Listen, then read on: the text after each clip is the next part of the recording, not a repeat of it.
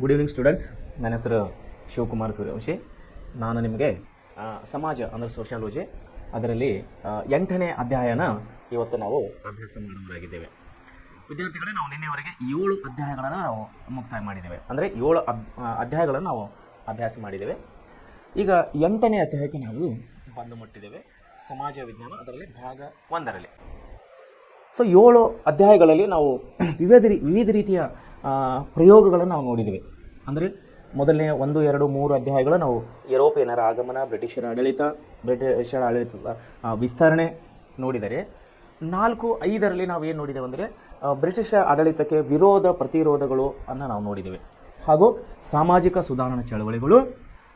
ಹಾಗೂ 7ನೇ ಅಧ್ಯಾಯ ನಾವು ರಾಜ್ಯಶಾಸ್ತ್ರ ಎಂಬ ಭಾಗಕ್ಕೆ ಬಂದಾಗ ಅಲ್ಲಿ ನಾವು ಸಾರ್ವಜನಿಕ ಆಡಳಿತ, ಪಬ್ಲಿಕ್ ಅಡ್ಮಿನಿಸ್ಟ್ರೇಷನ್ ಅನ್ನೋ ಒಂದು ವಿಷಯದ ಬಗ್ಗೆ ನಾವು ಅಲ್ಲಿ ಅಭ್ಯಾಸ ಮಾಡಿದ್ದೇವೆ. ಸೊ ಈ ರೀತಿ ನಾವು 7 ಅಧ್ಯಾಯಗಳನ್ನು ಮುಗಿಸಿ ಈಗ ನಾವು 8ನೇ ಅಧ್ಯಾಯಕ್ಕೆ ಬಂದಿದ್ದೇವೆ. ಪಾಠದ ಹೆಸರು ಸಾಮಾಜಿಕ ಸ್ತರ ವಿನ್ಯಾಸ ಅಂತೇಳಿ. ವಿದ್ಯಾರ್ಥಿಗಳೇ, ಪ್ರೆಸೆಂಟ್ ಕ್ಲಾಸ್ನಿಂದ ಕೊಡುವಂಥ ನಿಮಗೆ ಪ್ರತಿಯೊಂದು ವಿಷಯಗಳು, ಪ್ರತಿಯೊಂದು ಅಂಶಗಳು ನಿಮ್ಮ ಮುಂದಿನ ಜೀವನ, ಮುಂದಿನ ಅಭ್ಯಾಸಕ್ಕೆ ಅತಿ ಮುಖ್ಯವಾಗಿವೆ ಅಂಥೇಳಿ ನಾನು ಹೇಳೋಕ್ಕೆ ಇಷ್ಟಪಡ್ತೇನೆ.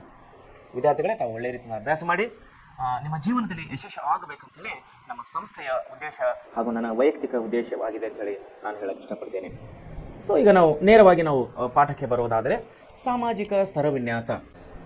ಸ್ತರ ಅಂದರೆ ಸ್ಟೆಪ್ ಬೈ ಸ್ಟೆಪ್ ಅಂತ ಹೇಳ್ತೇವೆ ನಾವು.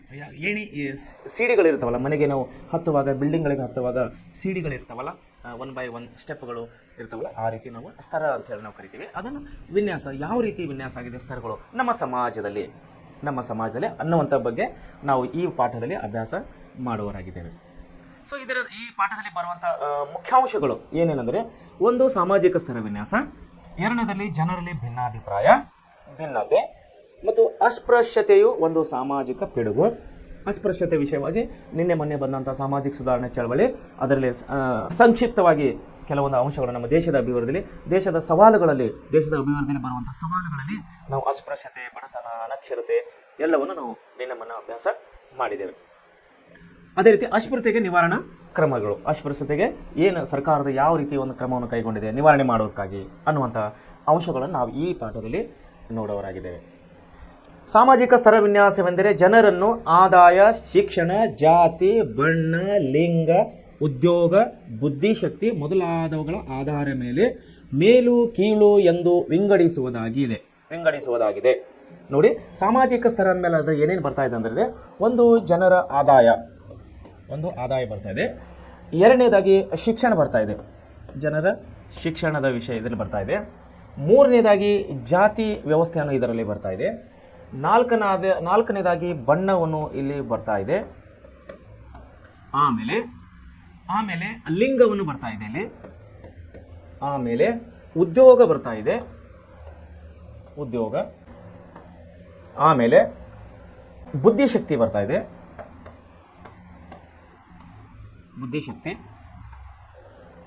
ಇವುಗಳ ಆಧಾರ ಮೇಲೆ ಒಂದು ಜನರ ಆದಾಯ, ಆಮೇಲೆ ಶಿಕ್ಷಣ, ಆಮೇಲೆ ಜಾತಿ, ಆಮೇಲೆ ಬಣ್ಣ, ಆಮೇಲೆ ಲಿಂಗ, ಆಮೇಲೆ ಉದ್ಯೋಗ ಮತ್ತು ಬುದ್ಧಿಶಕ್ತಿ, ಈ ಕೆಳಗಂಡಂಥ ಅಂಶಗಳ ಆಧಾರದ ಮೇಲೆ ನಾವು ಸಾಮಾಜಿಕ ಸ್ತರ ವಿನ್ಯಾಸ ಈ ಪಾಠವನ್ನು ಅಭ್ಯಾಸ ಮಾಡುವವರಾಗಿದ್ದೇವೆ. ಸೊ ಮೊದಲನೇದಾಗಿ ಏನು ಹೇಳ್ತಾ ಇದ್ದಾರೆ ಅಂದರೆ, ಜಾತಿ, ಶಿಕ್ಷಣ, ಆದಾಯ, ಬಣ್ಣ, ಲಿಂಗ, ಉದ್ಯೋಗ, ಬುದ್ಧಿಶಕ್ತಿ ಇವುಗಳ ಆಧಾರ ಮೇಲೆ ನಾವು ಸಾಮಾಜಿಕ ಸ್ತರ ವಿನ್ಯಾಸವನ್ನು ನಾವು ಕಾಣುವವರಾಗಿದ್ದೇವೆ. ಆಮೇಲೆ ಸ್ತರ ವಿನ್ಯಾಸವು ಸಮಾಜದಿಂದ ನಿರ್ಮಿಸಲ್ಪಟ್ಟಿದೆ. ಉದಾಹರಣೆಗೆ, ಶ್ರೀಮಂತ ಕುಟುಂಬದಲ್ಲಿ ಜನಿಸಿದ ಮಕ್ಕಳಿಗೆ ಉತ್ತಮವಾದ ಪೌಷ್ಟಿಕ ಆಹಾರ, ಶಾಲೆ, ಉದ್ಯೋಗ ದೊರಕುವ ಅವಕಾಶಗಳು ಹೆಚ್ಚಾಗಿರುತ್ತವೆ. ನೋಡಿ, ಶ್ರೀಮಂತರ ಮನೆಯಲ್ಲಿ ಹುಟ್ಟಿದ ಮಕ್ಕಳು ನಾವು ನೋಡಿದರೆ ಗೊತ್ತಾಗುತ್ತದೆ ನಮಗೆ.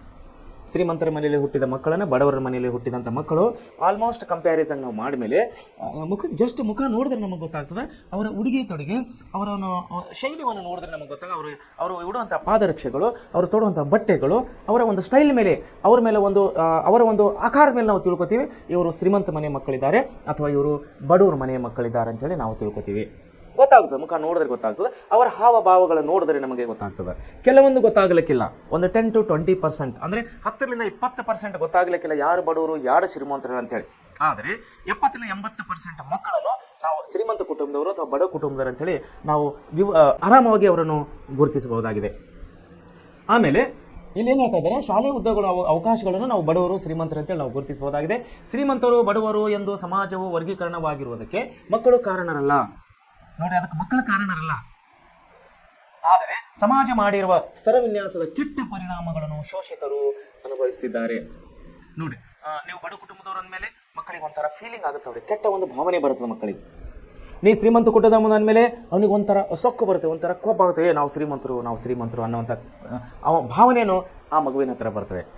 ನೀವು ಬಡವರು ಅಂತ ಹೇಳಿ ಮೇಲೆ ಬಡ ಮಕ್ಕಳ ಹತ್ರ ಕೀಳಿರಿಮೆ ಬರ್ತದೆ, ಅವ್ರಿಗೆ ಒಂಥರ ನಿರಾಶೆ ಆಗುತ್ತದೆ. ಆದರೆ ಇವೆಲ್ಲವನ್ನು ನಿರ್ಮಾಣ ಮಾಡಿದ್ದು, ಇದೆಲ್ಲದರ ಅನುಭವಿಸರು ಯಾರು ಅಂದರೆ ಶೋಷಿತ ವರ್ಗದವರು. ಇದರ ಪರಿಣಾಮವನ್ನು ಬೀಳ್ತಾ ಇರೋದು ಶೋಷಿತ ವರ್ಗದ ಮೇಲೆ. ಸಾಮಾಜಿಕ ಸ್ತರವಿನ್ಯಾಸವು ಕಾಲದಿಂದ ಕಾಲಕ್ಕೆ ಹಾಗೂ ದೇಶದಿಂದ ದೇಶಕ್ಕೆ ಭಿನ್ನವಾಗಿರಬಹುದು. ಉದಾಹರಣೆಗೆ, ಭಾರತದಲ್ಲಿ ಸಾವಿರಾರು ವರ್ಷಗಳಿಂದ ಜಾತಿ ಪದ್ಧತಿಯು ಅಸ್ತಿತ್ವದಲ್ಲಿದೆ. ಈ ಪದ್ಧತಿಯು ಮೇಲು ಕೀಳಿನ ವ್ಯವಸ್ಥೆಯಾಗಿದೆ. ಆದ್ದರಿಂದ ಕೆಲವು ಕೆಳಜಾತಿಯವರು ಜನರನ್ನು ಶೂದ್ರರು, ಅಸ್ಪೃಶ್ಯರೆಂದು ಪರಿಗಣಿಸಿ ಅವರ ಆಹಾರ, ಉದ್ಯೋಗ ಮತ್ತು ಬದುಕಿನ ಹಕ್ಕನ್ನು ಕಸಿದುಕೊಳ್ಳಲಾಗಿತ್ತು. ಈ ಅನ್ಯಾಯವನ್ನು ಸರಿಪಡಿಸಲು ಸರ್ಕಾರವು ಸಂವಿಧಾನಾತ್ಮಕವಾಗಿ ಪ್ರಯತ್ನವನ್ನು ಮಾಡ್ತಾ ಇದೆ. ನೋಡಿ, ಭಾರತ ದೇಶವು ನಾವು ವಿವಿಧತೆಯಲ್ಲಿ ಏಕತೆ ಅಂತ ಕರಿತೀವಿ. ನಮ್ಮ ದೇಶಕ್ಕೆ ನಾವು ವಿವಿಧತೆಯಲ್ಲಿ ಏಕತೆ ಅಂತ ಹೇಳಿ ಕರಿತೀವಿ. ಅಂದರೆ ಇಲ್ಲಿ 40 ಕಿಲೋಮೀಟರ್ಗೆ ಒಂದು ಸಾರಿ, 40ರಿಂದ 50 ಕಿಲೋಮೀಟರ್ಗೆ ಇಡೀ ದೇಶದಲ್ಲಿ ನಾವು ಹೋಗಿ ನಾವು ಒಂದೆಡೆ ಸರ್ವೆ ಮಾಡಿದಾಗ, ಒಂದು ವೇಳೆ ನಾವು ಪ್ರತ್ಯಕ್ಷವಾಗಿ ನಾವು ಕಂಡಾಗ 40ರಿಂದ 50 ಕಿಲೋಮೀಟರ್ ಮಧ್ಯದಲ್ಲಿ ಜನರ ಉಡುಗೆ ತೊಡುಗೆ ನಾವು ಬದಲಾವಣೆಗೆ ಕಾಣುವರಾಗಿದ್ದೇವೆ. ಜನರ ಭಾಷೆಯಲ್ಲಿ ನಾವು ಬದಲಾವಣೆ ಕಾಣುವರಾಗಿದ್ದೇವೆ. ಜನರ ಜಾತಿ ಪಾತಿಗಳಲ್ಲಿ ನಾವು ಬದಲಾವಣೆಗಳನ್ನು ಕಾಣುವರಾಗಿದ್ದೇವೆ. ಉದಾಹರಣೆಗೆ ಹೇಳಬೇಕಾಗಿದೆ, ಇಲ್ಲಿಂದ ಯಲ್ಲಾಪುರ ಮತ್ತು ಕಲಘಟಕಿ, ದಾಂಡೇಲಿ, ಹಳಿಯಾಳ ಈ ಸೈಡ್ ಹೋದರೆ ಒಂದು ಹೊಸ ಜಾತಿ ಪದ್ಧತಿಯನ್ನು ನಾವು ಕಾಣುವರಾಗಿದ್ದೇವೆ. ಆಮೇಲೆ ಈ ಕಡೆ ಬಾಗಲಕೋಟೆ, ಈ ಕಡೆ ನಾವು ಬೆಳಗಾವಿ ಸೈಡ್ ಹೋದರೆ ಅಲ್ಲಿ ಒಂದು ಹೊಸ ಪದ್ಧತಿ, ಜಾತಿ ಪದ್ಧತಿ, ಹೊಸವನ್ನು ನಾವು ಕಾಣುವರಾಗಿದ್ದೇವೆ. ಅಂದರೆ ನಾನು ಹೇಳುವ ಉದ್ದೇಶ ಏನೆಂದರೆ, ಭಾರತ ದೇಶವು ವಿವಿಧತೆಯಲ್ಲಿ ಏಕತೆಯನ್ನು ಕೂಡಿದೆ. ಇಲ್ಲಿ ಯಾವಾಗ ಜನರ ಉಡುಗೆ ತೊಡುಗೆ ಚೇಂಜ್ ಆಗುತ್ತವೋ ಅವರ ಭಾಷೆ ಚೇಂಜ್ ಆಗುತ್ತದೆ. ಯಾವಾಗ ಭಾಷೆ ಚೇಂಜ್ ಆಗುತ್ತದೆ ಅವರ ಭಾವನೆಗಳು ಚೇಂಜ್ ಆಗುತ್ತದೆ. ಯಾವಾಗ ಭಾವನೆಗಳು ಚೇಂಜ್ ಆಗ್ತದೆ ಅವರ ಊಟದ ಪದ್ಧತಿಗಳು ಚೇಂಜ್ ಆಗ್ತದೆ. ಯಾವಾಗ ಊಟದ ಪದ್ಧತಿ, ಆಹಾರ ಪದ್ಧತಿ ಚೇಂಜ್ ಆಗುತ್ತದೋ ಅವರ ಶೈಕ್ಷಣಿಕ ಪದ್ಧತಿಯನ್ನು ಚೇಂಜ್ ಆಗ್ತದೆ. ಎಲ್ಲಿ ನಾವು ಶೈಕ್ಷಣಿಕ ಪದ್ಧತಿಯನ್ನು ಚೇಂಜ್ ಮಾಡಿ ಕಾಣ್ತೇವೆ, ಅಲ್ಲಿ ಶ್ರೀಮಂತರು ಬಡವರು ಅನ್ನುವಂಥ ತಾರತಮ್ಯವನ್ನು ಕೂಡ ನಾವು ಇವತ್ತಿಗೂ ಕೂಡ ನಾವು ಕಾಣುವರಾಗಿದ್ದೇವೆ. ಸೊ ವಿದ್ಯಾರ್ಥಿಗಳೇ, ನಾವು ಹೇಳುವ ಉದ್ದೇಶ ಏನಂದರೆ, ನಮ್ಮ ದೇಶ ವಿವಿಧತೆಯಲ್ಲಿ ಏಕತೆ ಅಂದರೆ ಅರ್ಥ ಏನಂದರೆ, 40ರಿಂದ 50 ಕಿಲೋಮೀಟರ್ದಲ್ಲಿ ಕುಡಿಯುವ ನೀರು, ಊಟ ಮಾಡುವ ಅನ್ನ, ಉಡುವ ಬಟ್ಟೆ, ಆಡುವ ಭಾಷೆ ಎಲ್ಲದರಲ್ಲಿ ನಾವು ಬೇರೆ ಬೇರೆಯನ್ನು ಕಾಣುವರಾಗಿದ್ದೇವೆ. ಅದನ್ನೇ ಹೇಳ್ತಾ ಇದ್ದಾರೆ. ಏನು ಹೇಳ್ತಾ ಇದ್ದಾರೆ? ಭಾರತ ದೇಶವು ನೋಡ್ರಿ, ಭಾರತ ದೇಶದಲ್ಲಿ ಸಾವಿರಾರು ವರ್ಷಗಳಿಂದ ಜಾತಿ ಪದ್ಧತಿಯನ್ನು ನಾವೇನು ಅಸ್ತಿತ್ವದಲ್ಲಿದೆ. ಇಲ್ಲಿ ಮೇಲು ಕೀಳಿನ ವ್ಯವಸ್ಥೆಯಾಗಿದೆ. ಆದ್ದರಿಂದ ಕೆಳಜಾತಿಯವರು ಶೂದ್ರರು ಅಂತೇಳಿ ಇಲ್ಲಿ ಕರೆಯಲ್ಪಟ್ಟಿದ್ದಾರೆ. ಅವರಿಗೆ ಉದ್ಯೋಗ, ಆಹಾರ, ಬದುಕಿನ ಹಕ್ಕನ್ನು ಕಸಿದುಕೊಳ್ಳಲಾಗಿತ್ತು. ಈ ಅನ್ಯಾಯವನ್ನು ಸರಿಪಡಿಸಲು ಸರ್ಕಾರವು ಸಂವಿಧಾನಾತ್ಮಕ ಕಾನೂನುಗಳನ್ನು ಜಾರಿಗೆ ತಂದಿದೆ. ಇಲ್ಲೇನು ಹೇಳ್ತಾರೆ, ಸಮಾಜದಲ್ಲಿ ಭೇದ ಭಾವ ನಿವಾರಣೆಗಾಗಿ ಸರ್ಕಾರವು ಕೈಗೆತ್ತಿಕೊಳ್ಳುವ ಯೋಜನೆಗಳ ಬಗ್ಗೆ ಮಾಹಿತಿಯನ್ನು ಒಂದು ವೇಳೆ ತಮಗೆ ಮಾಹಿತಿ ಗೊತ್ತಿದ್ದರೆ ಮಾಹಿತಿಗಳನ್ನು ತಾವು ಸಂಗ್ರಹಿಸಬಹುದು. ಸಾಮಾಜಿಕ ಸ್ತರ ವಿನ್ಯಾಸವು ಎಲ್ಲ ಸಮಾಜಗಳಲ್ಲಿ ಕಂಡುಬರುತ್ತದೆ. ನಾವು ಕೇವಲ ಒಂದೇ ಸಮಾಜ, ಹಿಂದೂ ಧರ್ಮ ಅಂತೇಳಿ ಕಾಣ್ತಾ ಇಲ್ಲ. ಹಿಂದೂ ಸಮಾಜದಲ್ಲಿ ಬರುವಂಥ ಹಿಂದೂ ಧರ್ಮದಲ್ಲಿ ಬರುವಂಥ ಅನೇಕ ಒಳ ಪಂಗಡಗಳನ್ನು ನಾವು ಕಾಣುವರಾಗಿದ್ದೇವೆ. ಉದಾಹರಣೆಗೆ ಹೇಳಬಹುದಾದರೆ, ಲಿಂಗಾಯತ ಸಮಾಜದಲ್ಲಿ ಬಂದಾಗ ಲಿಂಗಾಯತನ ಅನೇಕ ಒಳ ಪಂಗಡಗಳು ನಾವು ಕಾಣುವರಾಗಿದ್ದೇವೆ. ಕುರುಬ ಸಮಾಜದಲ್ಲಿ ಬಂದಾಗ ಅಲ್ಲಿ ಒಳ ಪಂಗಡಗಳನ್ನು ಕಾಣುವರಾಗಿದ್ದೇವೆ. ಆಮೇಲೆ ದಲಿತ ಸಮಾಜದಲ್ಲಿ ಬಂದಾಗ ಅಲ್ಲಿ ಕೂಡ ನಾವು ಅನೇಕ ಒಳ ಪಂಗಡಗಳನ್ನು ಕಾಣುವರಾಗಿದ್ದೇವೆ. ಸೊ ಹೇಳುವ ಉದ್ದೇಶ, ನಮ್ಮ ದೇಶದಲ್ಲಿ ಜಾತಿ ವ್ಯವಸ್ಥೆಯಿಂದ ನಾವು ಅನೇಕ ಪಂಗಡಗಳನ್ನು ನಾವಿಲ್ಲಿ ಕಾಣುವರಾಗಿದ್ದೇವೆ. ಸಾಮಾಜಿಕ ಸ್ತರ ಎಲ್ಲ ಸಮಾಜಗಳಲ್ಲಿದೆ. ಅದು ಕೇವಲ ಒಂದೇ ಸಮಾಜ ಅಂತಲ್ಲ, ಕೇವಲ ಹಿಂದೂ ಧರ್ಮಕ್ಕೆ ಸೀಮಿತವಲ್ಲ. ನಾವು ಯಾವುದೇ ಧರ್ಮದಲ್ಲಿ ಹೋದಾಗ ಕೂಡ, ಜೈನ ಧರ್ಮಕ್ಕೆ ಹೋದಾಗ ಅಲ್ಲಿ ಕೂಡ ನಾವು ಸ್ತರ ವಿನ್ಯಾಸ ಕಾಣುವರಾಗಿದ್ದೇವೆ. ಬೌದ್ಧ ಧರ್ಮಕ್ಕೆ ಹೋದಾಗ ಅಲ್ಲಿ ಹೀನಯಾನ ಮತ್ತು ಮಹಾಯಾನ ಎಂಬ 2 ಪಂಗಡಗಳನ್ನು ಕಾಣುವರಾಗಿದ್ದೇವೆ. ಜೈನ ಧರ್ಮದಲ್ಲಿ ಹೋದಾಗ ನಾವು ಶ್ವೇತಂಬ ಮತ್ತು ದಿಗಂಬರ ಎಂಬಂಥ 2 ಪಂಗಡಗಳನ್ನು ಕಾಣುವರಾಗಿದ್ದೇವೆ. ಈ ರೀತಿ ಮುಸ್ಲಿಂ ಧರ್ಮದಲ್ಲಿ ಹೋದಾಗ ಅಲ್ಲಿ ಶಿಯಾ ಮತ್ತು ಸುನ್ನಿ ಎಂಬ ಪಂಗಡಗಳನ್ನು ನಾವು ಕಾಣುವರಿದ್ದೇವೆ. ಅದರಲ್ಲಿ ಸಯ್ಯದ್, ಇವರು 108 ಪಂಗಡಗಳನ್ನು ನಾವು ನಮ್ಮ ದೇಶದಲ್ಲಿ ಕಾಣುವರಾಗಿದ್ದೇವೆ. ಅಮೆರಿಕದಲ್ಲಿ ಬಿಳಿ ಚರ್ಮದ ಮತ್ತು ಕಪ್ಪು ಚರ್ಮದ ಜನರನ್ನು ಗುಲಾಮರಂತೆ ನಡೆಸಿಕೊಂಡು ಮಾರಾಟ ಮಾಡುತ್ತಿದ್ದರು. ಹಾಗೆ ಎಲ್ಲ ಕಡೆಯೂ ಬಡವರು ಮತ್ತು ಶ್ರೀಮಂತರು ಎಂಬ ಭೇದ ಭಾವವನ್ನು ಕಂಡುಬರುತ್ತದೆ. ನೋಡಿ, ಕೇವಲ ಭಾರತ ದೇಶವಷ್ಟೇ ಅಲ್ಲ, ನಾವು ಅಮೆರಿಕ ದೇಶಕ್ಕೆ ಇವಾಗ ಹೋದರೆ ಅಲ್ಲಿ ನಾವು ಬಿಳಿಯರು ಮತ್ತು ಕರಿಯರು ಅನ್ನೋಂಥ ನಾವು ಭೇದ ಭಾವವನ್ನು ಕಾಣುವರಾಗಿದ್ದೇವೆ. ಬಿಳಿಯರು ಕರಿ ಜನರನ್ನು ಗುಲಾಮರನ್ನಾಗಿ ಮಾಡಿಕೊಂಡು, ಅವರನ್ನು ಆಳುಗಳನ್ನಾಗಿ ಮಾಡಿಕೊಂಡು, ಇಂತಹ ಅನಿಷ್ಟ ಪದ್ಧತಿಗಳನ್ನು ನಾವು ಅಮೆರಿಕ ದೇಶದಲ್ಲಿ ಮುಂದುವರಿದಂಥ ಅಮೆರಿಕ ದೇಶದಲ್ಲಿ ಕೂಡ ಕಾಣುವರಾಗಿದ್ದೇವೆ. ಉದಾಹರಣೆಗೆ ಹೇಳಬೇಕಾಗಿದ್ದರೆ ಅಮೆರಿಕ ದೇಶದಲ್ಲಿ ಇಲ್ಲಿ ಇಷ್ಟು ವರ್ಷಗಳು ಕೂಡ ಎಷ್ಟು ಅಲ್ಲಿನ ದೇಶದ ಎಲ್ಲ ರಾಷ್ಟ್ರ ಅಧ್ಯಕ್ಷರು ಅಲ್ಲಿ ಆದಂತಹ ಆ ದೇಶದ ಅಧ್ಯಕ್ಷರನ್ನು ನಾವು ಬಹುಸಂಖ್ಯಾತರನ್ನು ನಾವು ಬಿಳಿ ಬಣ್ಣದವರನ್ನು ಕಾಣಿದರೆ, ಕಪ್ಪು ಬಣ್ಣದವರು ಕಾಣೋದು. ನನಗೆ ಮಾಹಿತಿ ಇದ್ದಷ್ಟು ಕಳೆದ 2ನೇ ಅಧ್ಯಕ್ಷರಾದಂತಹ ಬರಾಕ್ ಒಬಾಮಾ ಅನ್ನೋರು ಮಾತ್ರ ಕಪ್ಪು ವರ್ಣೀಯರು ಅನ್ನುವಂಥ ಅಂಶವನ್ನು ನಾನು ಪತ್ರಿಕೆಯಲ್ಲಿ ನೋಡಿದ್ದೇನೆ ವಿದ್ಯಾರ್ಥಿಗಳೇ. ಅಲ್ಲಿ ಬಿಳಿ ಬಣ್ಣದವರೇ ರಾಷ್ಟ್ರೀಯ ಅಧ್ಯಕ್ಷರಾಗ ನಾವು ಬಹುಸಂಖ್ಯಾತರಲ್ಲಿ ಕಾಣಿದ್ದೇವೆ ವಿನ ಕಪ್ಪು ಬಣ್ಣವರಾಗಿದ್ದು ನಾನು ಕಳೆದ ಸಾರಿ ಪತ್ರಿಕೆಯಲ್ಲಿ ನೋಡಿದ್ದೇನೆ. ಕಳೆದ ಸಾರಿ ಬರಾಕ್ ಒಬಾಮಾ ಅನ್ನೋರು ಮಾತ್ರ ಅವರು ಕರಿ ಬಣ್ಣದವರು ಅಮೆರಿಕದ ಅಧ್ಯಕ್ಷರಾಗಿದ್ದರು. ಸೊ ಹೇಳುವ ಉದ್ದೇಶ ಏನಂದರೆ ನಮ್ಮ ದೇಶನೇ ಅಲ್ಲ, ನಾವು ಕೇವಲ ಭಾರತ ದೇಶ ಅಷ್ಟೇ ಅಲ್ಲ, ನಾವು ಮುಂದುವರಿದಂತಹ ದೇಶಗಳಲ್ಲಿಯೂ ನಾವು ಸ್ತರಗಳನ್ನು ಕಾಣುವವರಾಗಿದ್ದೇವೆ, ಜಾತಿ ಧರ್ಮಗಳನ್ನು ನಾವು ಕಾಣುವವರಾಗಿದ್ದೇವೆ, ಬಡವರು ಶ್ರೀಮಂತರ ನಾವು ಮೇಲು ಕೀಳುಗಳನ್ನು ನಾವು ಕಾಣುವವರಾಗಿದ್ದೇವೆ.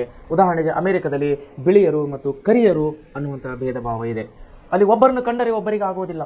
ಬೌದ್ಧ ಧರ್ಮದಲ್ಲಿ ಬಂದಾಗ ಹೀನಯಾನ ಮತ್ತು ಮಹಾಯಾನ 2 ಪಂಗಡಗಳು. ಹೀನಯಾನ ಕಂಡರೆ ಮಹಾಯಾನದವರಿಗೆ ಆಗೋದಿಲ್ಲ, ಮಹಾಯಾನ ಕಂಡವರೇ ಹೀನಯಾನದವರಿಗೆ ಆಗೋದಿಲ್ಲ. ಮುಸ್ಲಿಂ ಸಮಾಜದಲ್ಲಿ ಬಂದಾಗ ನಾವು ಸುನ್ನಿಯವರನ್ನು ಕಂಡರೆ ಸಿಯಾ ಅವರಿಗೆ ಆಗೋದಿಲ್ಲ, ಸಿಯಾ ಅವರನ್ನು ಕಂಡರೆ ಸುನ್ನಿಯವರಿಗೆ ಆಗೋದಿಲ್ಲ.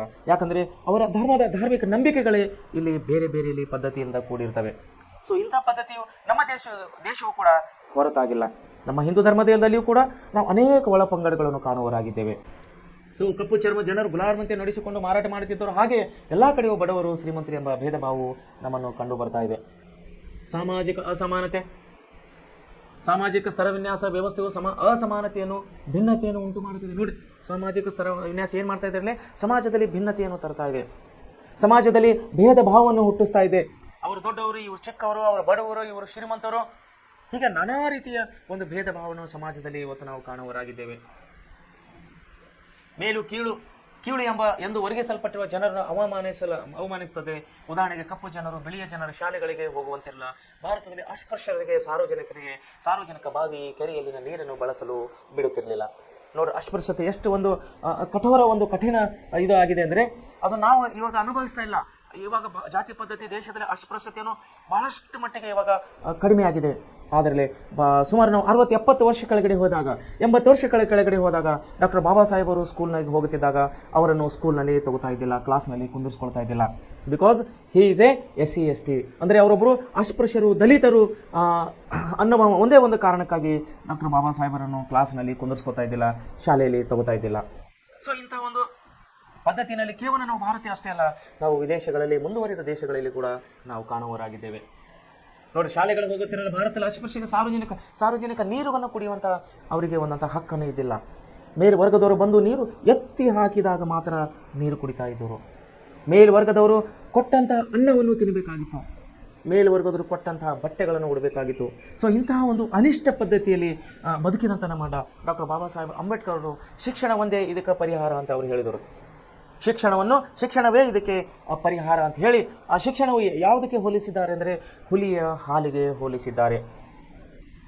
ಅವ್ರೇನು ಹೇಳ್ತಾರೆ ಡಾಕ್ಟರ್ ಬಾಬಾ ಸಾಹೇಬ್ ಅಂಬೇಡ್ಕರ್ ಅವರು, ಶಿಕ್ಷಣವು ಹುಲಿಯ ಹಾಲಿನಂತಿದೆ, ಈ ಹುಲಿಯ ಹಾಲನ್ನು ಕುಡಿದವರು ಗರ್ಜಿಸಲೇಬೇಕು, ಅಂದರೆ ಮುಂದುವರಿತಾರೆ. ಸೊ ಶಿಕ್ಷಣ ಎಂಬಂಥ ಹಾಲನ್ನು ಎಲ್ಲ ದಲಿತರು, ಎಲ್ಲ ಹಿಂದುಳಿದವರು, ಎಲ್ಲ ಬಡವರು ಶಿಕ್ಷಣಕ್ಕೆ ಒಳಗಾಗಿ ಶಿಕ್ಷಣವನ್ನು ಪಡೆಯಬೇಕಂತೇಳಿ ಡಾಕ್ಟರ್ ಬಾಬಾ ಸಾಹೇಬ್ ಅಂಬೇಡ್ಕರ್ ಅವರ ಆಶಯವಾಗಿತ್ತು. ತಾರತಮ್ಯದಿಂದ ಉಂಟಾಗುವ ಪೂರ್ವಾಗ್ರಹಗಳು ನೋಡಿ, ಮಾನವ ಕುಲ ತನ್ನೊಂದೇ ಬಲಂ ಎಂದು ಬಹಳ ಹಿಂದೆಯೇ ಆದಿಕವಿ ಪಂಪನು ವ್ಯಕ್ತಪಡಿಸಿದನು. ನೋಡಿ, ಮಾನವ ಕುಲ ತಾನು ಒಂದೇ, ಎಲ್ಲರೂ ಒಂದೇ ಎಂಬ ತಮ್ಮ ಭಾವನೆಯನ್ನು ಆದಿಕವಿ ಪಂಪನವರು ಅವರು ಏನು ಮಾಡಿದರು, ಮಾನವ ಕುಲ ತಾನು ಒಂದೇ, ಎಲ್ಲರೂ ಒಂದೇ ಎಂಬ ಮನೋಭಾವನೆ ಎಲ್ಲ ಹತ್ರ ಬರಬೇಕಂತೇಳಿ ಆವಾಗ ಆದಿಕವಿ ಪಂಪನವರು ಪ್ರತಿಪಾದನೆ ಮಾಡಿದರು. ಇದು ಮಾನವರೆಲ್ಲರೂ ಕೂಡ ಒಂದೇ ಎಂಬುದನ್ನು ಸೂಚಿಸುತ್ತದೆ. ಅಂದರೆ ನಾವೆಲ್ಲರೂ ಒಂದೇ ತಾಯಿಯ ಮಕ್ಕಳು, ಎಲ್ಲರೂ ಒಂದೇ ಎಂಬ ಮನೋಭಾವನೆಯನ್ನು ಸೂಚಿಸುತ್ತದೆ. ಆದಾಗೂ ಕೂಡ ಸಮಾಜದಲ್ಲಿ ಮನುಷ್ಯರು ಸೃಷ್ಟಿಸಿಕೊಂಡಿರುವ ಅನೇಕ ನಿರ್ಮಿತಿಗಳಾದ ಜಾತಿ ತಾರತಮ್ಯದಲ್ಲಿ ಲಿಂಗ ತಾರತಮ್ಯ, ಪ್ರಾದೇಶಿಕ ತಾರತಮ್ಯ, ಬಡತನ, ಬಲ್ಲಿದ ಮೊದಲಾದ ರೀತಿಯ ತಾರತಮ್ಯಗಳು ನಾವು ಪೂರ್ವಾಗ್ರಹಕ್ಕೆ ಕಾರಣವಾಗಿವೆ. ಒಬ್ಬ ವ್ಯಕ್ತಿ ಅಥವಾ ಒಂದು ಸಮೂಹದ ಬಗ್ಗೆ ಹೊಂದಿರಬಹುದಾದ ಪೂರ್ವ ನಿರ್ಧಾರಿತ ಮನೋಭಾವನೆ ಪೂರ್ವಾಗ್ರಹ ಎನಿಸಿಕೊಳ್ಳುವುದು. ಈ ಪೂರ್ವಾಗ್ರಹವು ಧನಾತ್ಮಕವಾಗಿಯೂ ಇರಬಹುದು, ಇಲ್ಲವೇ ಋಣಾತ್ಮಕವಾಗಿಯೂ ಇರಬಹುದು. ಆದರೆ ತಾರತಮ್ಯದಿಂದ ಉಂಟಾದಂತಹ ಪೂರ್ವಾಗ್ರಹವು ಅಸಹನೆ, ತಿರಸ್ಕಾರ, ಅಗೌರವ, ದ್ವೇಷ ಮುಂತಾದ ಭಾವನೆಗಳನ್ನು ಬೆಳೆಸಿಕೊಳ್ಳಲು ಆಸ್ಪದ ಮಾಡಿಕೊಡುತ್ತದೆ. ಆದ್ದರಿಂದ ಸಾಮಾಜಿಕ ಅಂತರ ಹೆಚ್ಚಿ ಸಾಮಾಜಿಕ ಸಂಘರ್ಷಕ್ಕೆ ಕಾರಣವಾಗುತ್ತದೆ. ಸಾಮಾಜಿಕ ಅಸಮಾನತೆಯಲ್ಲಿ ಲಿಂಗತ್ವ ಅಸಮಾನತೆ ಹಾಗೂ ಅಸ್ಪೃಶ್ಯತೆ ಇವು ಪ್ರಮುಖವಾಗಿವೆ. ನೋಡಿ, ಯಾವಾಗ ಮೇಲು ಕೀಳು, ದೊಡ್ಡವರು ಚಿಕ್ಕವರು, ಬಡವರು ಶ್ರೀಮಂತರನ್ನು ನಾವು ವಿಷಯಕ್ಕೆ ಬಂದಾಗ ಅಲ್ಲಿ ಅಸಹನೆ, ತಿರಸ್ಕಾರ, ದ್ವೇಷವನ್ನು ಬೆಳೀತದೆ. ಬಡವರಿಗೆ ಅಸಹನೆ ಆಗುತ್ತದೆ, ದ್ವೇಷವನ್ನು ಬೆಳೀತದೆ, ಅವರು ತಿರಸ್ಕಾರಕ್ಕೆ ಒಳಪಡುತ್ತಾರೆ. ಸೊ ಇವೆಲ್ಲವನ್ನು ಆಗಬಾರದಂತಲೇ ಮನುಷ್ಯನಿಗೆ ಶಿಕ್ಷಣ ಬೇಕು.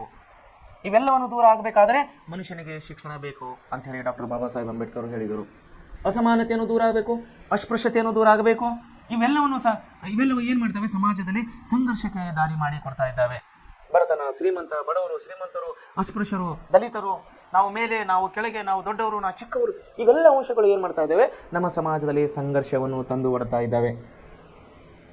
ಅಸ್ಪೃಶ್ಯತೆ ಒಂದು ಸಾಮಾಜಿಕ ಪಿಡುಗಾಗಿದೆ.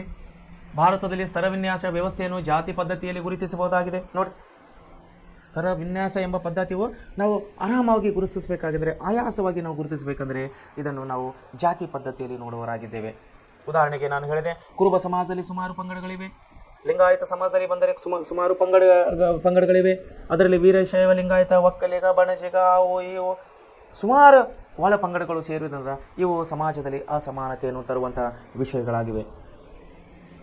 ಅಸ್ಪೃಶ್ಯ ನೋಡಿ, ಈ ಜಾತಿಗಳಲ್ಲಿ ಕೆಲವು ಮೇಲ್ಜಾತಿಗಳು ಎನಿಸಿಕೊಂಡರೆ ಮತ್ತೆ ಕೆಲವು ಕೆಳಜಾತಿ ಎನಿಸಿಕೊಂಡಿವೆ.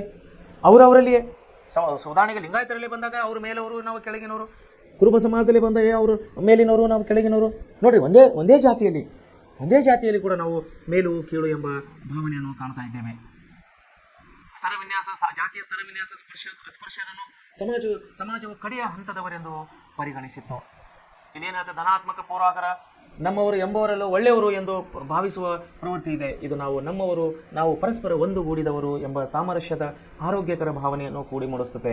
ಅತಿರೇಕಕ್ಕೆ ಹೋದರೆ ಇದರಿಂದಲೂ ಹಾನಿ ಇದೆ. ಸೊ ಅಸ್ಪೃಶ್ಯತೆ ನಮ್ಮ ಸಮಾಜದ ಅಮಾನುಷವಾದ ಆಚರಣೆಯಾಗಿದೆ. ನೋಡಿ, ಅಸ್ಪೃಶ್ಯತೆ ಏನು ಮಾಡ್ತಾ ಇದೆ, ಇಲ್ಲಿ ನಮ್ಮ ಸಮಾಜದ ಅಮಾನುಷವಾದಂತಹ ಒಂದು ತಿರಸ್ಕರಿಸಲ್ಪಟ್ಟ ಕೀಳಾದಂತಹ ಒಂದು ಪದ್ಧತಿ ಇದೆ. ಮಹಾತ್ಮ ಗಾಂಧೀಜಿಯವರು ಅಸ್ಪೃಶ್ಯತೆಯನ್ನು ಹಿಂದೂ ಸಮಾಜಕ್ಕೆ ಹತ್ತಿದ ಕಳಂಕ ಎಂದು ಕರೆದಿದ್ದಾರೆ. ಯಾರು? ಮಹಾತ್ಮ ಗಾಂಧಿ, ನಮ್ಮ ರಾಷ್ಟ್ರಪಿತವರಾದ ಮಹಾತ್ಮ ಗಾಂಧೀಜಿಯವರು ಏನು ಕರೆದಿದ್ದಾರೆ, ಈ ಜಾತಿ ಪದ್ಧತಿಯು ಸಮಾಜಕ್ಕೆ ಅಂಟಿಕೊಂಡಂತಹ ಒಂದು ಕಳಂಕ ಆಗಿದೆ ಅಂಥೇಳಿ ಮಹಾತ್ಮ ಗಾಂಧೀಜಿಯವರು ಹೇಳಿದ್ದಾರೆ. ಅಸ್ಪೃಶ್ಯತೆ ಆಚರಣೆಯ ಪರಿಣಾಮದಿಂದಾಗಿ ಅದಕ್ಕೆ ಒಳಗಾದ ಕೆಳಜಾತಿಗಳು ಸಾಮಾಜಿಕ, ಸಾಂಸ್ಕೃತಿಕ, ಧಾರ್ಮಿಕ, ಶೈಕ್ಷಣಿಕ ಹಾಗೂ ರಾಜಕೀಯ ಅನುಕೂಲ ಮತ್ತು ಅವಕಾಶಗಳನ್ನು ಪಡೆಯುವುದರಿಂದ ವಂಚಿತವಾದವು. ಈ ಸ್ಥಿತಿ ಕೆಲವು ಶತಮಾನಗಳಿಂದಲೂ ಮುಂದುವರೆದಿತ್ತು. ಆದರೆ ಇಂದು ಪರಿಸ್ಥಿತಿ ಬದಲಾಗಿದೆ. ಈ ಎಲ್ಲ ವರ್ಗದವರಿಗೂ ಎಲ್ಲ ರೀತಿಯ ಸೌಲಭ್ಯಗಳನ್ನು ಸಂವಿಧಾನಾತ್ಮಕವಾಗಿ ದೊರಕುತ್ತಿದೆ. ಹಿಂದುಳಿದ ಜಾತಿ ವರ್ಗದವರಿಗೆ ವಿಶೇಷ ಸೌಲಭ್ಯ ನೀಡಲಾಗುತ್ತಿದೆ. ಕ್ರಮೇಣವಾಗಿ ಹೆಚ್ಚುತ್ತಿರುವ ಸಾಕ್ಷರತೆಯಿಂದಾಗಿ ಸಾಮಾಜಿಕ ಜಾಗೃತಿ ಮೂಡತೊಡಗಿದ್ದು ಅಸ್ಪೃಶ್ಯತಾ ಆಚರಣೆ ಕಡಿಮೆಯಾಗುತ್ತಿದೆ. ಇದು ಸಮಾಜದ ಸ್ವಾಗತಾರ್ಹವಾದ ಬೆಳವಣಿಗೆಯಾಗಿದ್ದು ಸಾಮಾಜಿಕ ಸಾಮರಸ್ಯದ ಬೆಳವಣಿಗೆ ಸಹಾಯಕವಾಗಿದೆ. ನೋಡಿ, ಏನಾಗ್ತದೆ, ಕ್ರಮೇಣ ಹೆಚ್ಚುತ್ತಿರುವ ಸಾಕ್ಷರತೆಯಿಂದಾಗಿ, ಅಕ್ಷರ ಜ್ಞಾನದಿಂದಾಗಿ ಏನು ಹೇಳ್ತಾ ಅದರಲ್ಲಿ ಕ್ರಮೇಣವಾಗಿ ಹೆಚ್ಚುತ್ತಿರುವ ಸಾಕ್ಷರತೆಯಿಂದಾಗಿ ದೇಶದಲ್ಲಿ ನಾವು ಅಸ್ಪೃಶ್ಯತೆಯನ್ನು ತುಂಬ ಕಡಿಮೆಯಾಗಿದೆ. ಆದರೂ ಕೂಡ ಕೆಲವೊಂದು ಸಣ್ಣ ಪುಟ್ಟ ಹಳ್ಳಿಗಳಲ್ಲಿ, ನಾವು ಚಿಕ್ಕ ಪುಟ್ಟ ಹಳ್ಳಿಗಳಲ್ಲಿ ಹೋದಾಗ ಇನ್ನೂ ಕೂಡ ನಾವು ಅಸ್ಪೃಶ್ಯತೆಯನ್ನು ಜೀವಂತವಾಗಿ ಕಾಣುವವರಾಗಿದ್ದೇವೆ. ಯಾವಾಗ ಡಾಕ್ಟರ್ ಬಾಬಾ ಸಾಹೇಬ್ ಅಂಬೇಡ್ಕರ್ ಅವರು ಹೇಳಿದರು, ನಮ್ಮ ದೇಶದ ಹೆಣ್ಣುಮಕ್ಕಳು ಯಾವಾಗ ಗುಡಿ ಗುಂಡಾರದಲ್ಲಿ ದರ್ಶನಕ್ಕಾಗಿ ಲೈನ್ ನಿಂದಿರ್ತಾರೋ, ಅಲ್ಲಿ ಗುಡಿಯಲ್ಲಿ ನಿಲ್ಲುವಂಥ ಲೈನನ್ನು ಬಿಟ್ಟು ಗ್ರಂಥಾಲಯಗಳಲ್ಲಿ, ಲೈಬ್ರರಿಯಲ್ಲಿ ಯಾವಾಗ ನಮ್ಮ ದೇಶದ ಹೆಣ್ಣುಮಕ್ಕಳು ಲೈನ್ ಆಗಿ ನಿಂತ್ಕೋತಾರೋ ಆವಾಗ ನಮ್ಮ ದೇಶ ಉದ್ಧಾರ ಆಗುತ್ತದೆ ಅಂಥೇಳಿ ಡಾಕ್ಟರ್ ಬಾಬಾ ಸಾಹೇಬ್ ಅಂಬೇಡ್ಕರ್ ಅವರು ಹೇಳಿದ್ದಾರೆ ಪ್ರಿಯರೇ.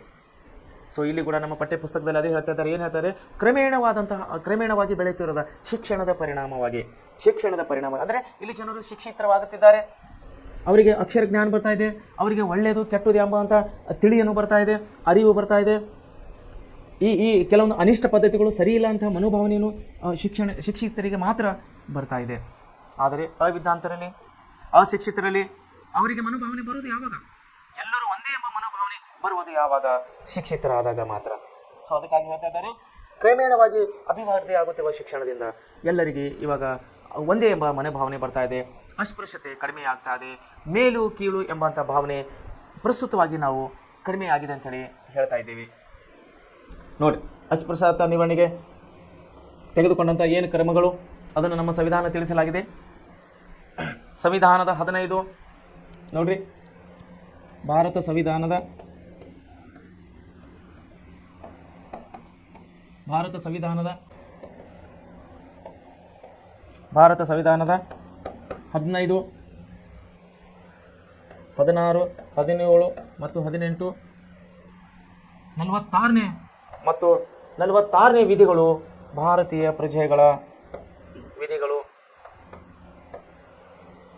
ಪ್ರಜೆಗಳ ನಡುವೆ ಯಾವುದೇ ಬಗೆಯ ತಾರತಮ್ಯ ಮಾಡಬಾರದು ಎಂದು ಹೇಳುತ್ತದೆ ನಮ್ಮ ಸಂವಿಧಾನವು.